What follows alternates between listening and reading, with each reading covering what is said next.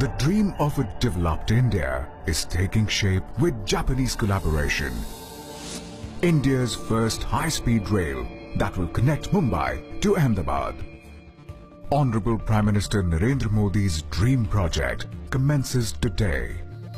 This project will be built and operated by National High Speed Rail Corporation Limited. The first step of the project would be construction of a training institute in Vadodara, where more than 4,000 officials will be trained on the new technology. Then across rivers, roads and rail lines, bridges would be constructed.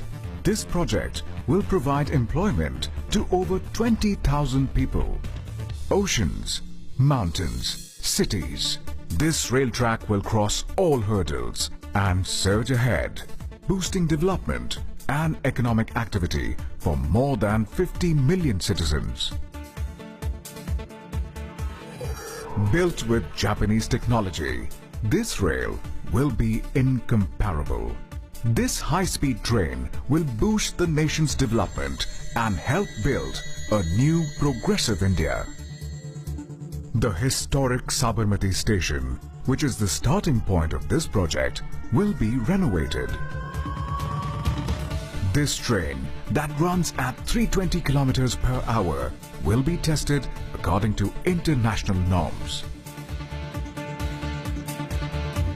The travel time between Mumbai terminal and Ahmedabad will reduce from 8 hours to just 2 hours. 150 million passengers will benefit yearly, and India will join the elite list of nations successfully using high-speed rail. Thereby, this glorious journey from promise to prosperity will be completed.